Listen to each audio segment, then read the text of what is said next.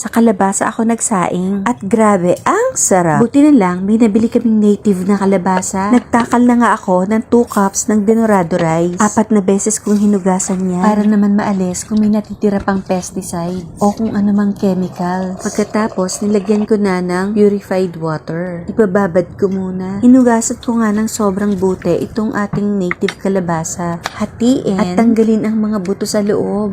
At ganito ang magiging itsura. Hiniwa-hiwa ko na nga lang din itong maliit na parte. Binudburan ko ng turmeric powder, pamintang duwog-duwog, shawot, white sesame seed, at Himalayan pink salt. Wow! Chuchay! Artiman. Ayan, pwede nang imekos-mekos. Ibabalot ko nga pala sa foil yung kalabasa. Wala lang, para mas maarte lang. Chos, hindi, joke lang. Baka lang kasi mahirapan akong kuhanin mamaya. Pagluto na. Ayan, pwede nating lagyan ng bigas. Punuin mo lang at medyo siksikin. Binabad ko nga pala yung bigas para madaling maluto. Induction cooker kasi ang gamit kong lutuan. Kaya baka medyo mahirapan ako sa pagtansya ba ng init ng kalan. At sa totoo, first time ko din gagawin to. Sa rice cooker kasi ako nagsasaing. Natakam kasi ako sa mga luto ni Kamangyan. Ayan nga at hinahalukay ko na ang lagayan niya dahil dapat nakalubog sa sabaw. Oh, takpan maigi ha. Itinodo ko nga pala yung init ng induction cooker. Baka kasi abutin ng bukas pag hindi ko nilakasan. Pero nakabantay talaga ako dahil baka maging lugaw o kaya naman inihaw. Eto nga at luto na. Looks perfect. Ang galing ko talaga.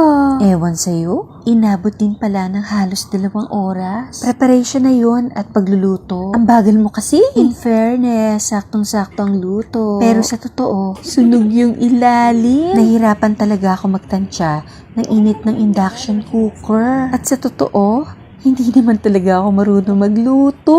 Nai-inspired lang ako kay Kamangyan at kay Prince Dagdag. Parang ang sasarap kasi ng mga niluluto nila. Pero hindi sila tumataba.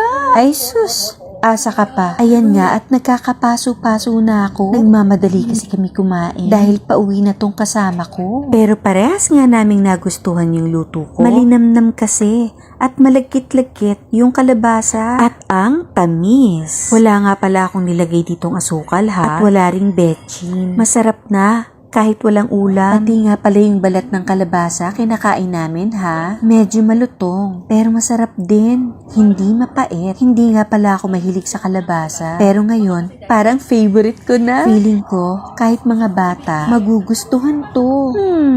Ano kayang masarap na ulam dito? Tingin ko, daing na bangus o kaya bagnet. Ikaw, ano sa tingin mo? Ano bang paborito mong ulam? I-comment mo na dyan sa baba. Pa-like, share, and follow na din. Salamat sa panonood.